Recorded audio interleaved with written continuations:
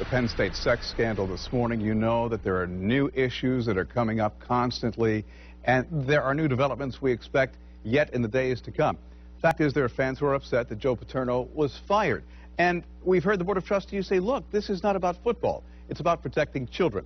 So this morning we're talking about the direction the scandal is taking, the spotlight that is being shined on the alleged victims. To talk about it, Angela Williams, founder of Voice Today, an organization that brings awareness to the issue of child sexual abuse. Angela, thanks very much for being here. You're coming Please, it's wonderful.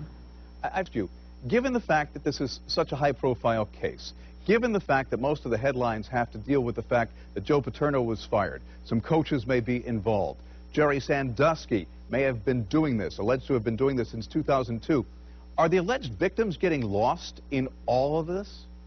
Absolutely. The focus has been on reputations instead of the innocence that's been murdered here, and there's a real crime. So the focus does need to turn to these victims now. And when the focus does turn to them, I mean, this issue's been buried in their lives since 2002, at least overtly. What impact is it going to have on them?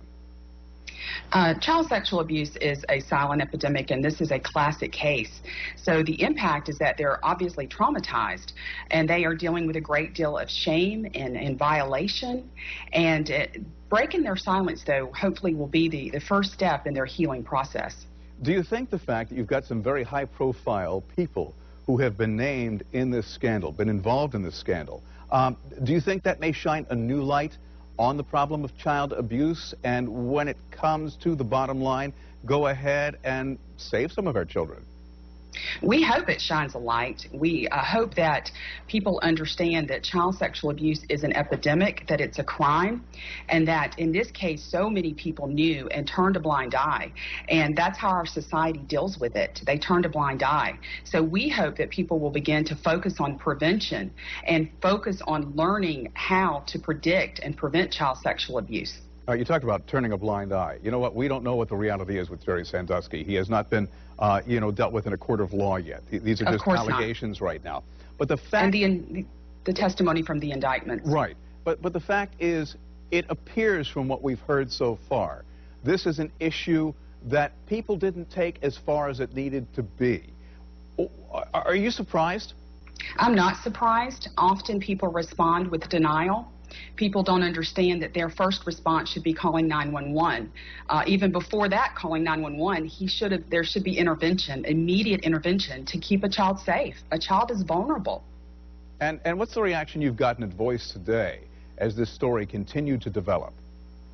We have gotten interest, and we actually have prevention programs on our website at voicetoday.org. So we've gotten great interest in our opinion of the case, but also in how they can protect a child, how organizations can have programs that will help them be trained to predict and prevent child sexual abuse. And for the people who are out there watching right now that have been victimized, and we're afraid to tell anybody, for the people who are out there may have witnessed something and we're afraid to go to the police, what is your message to them?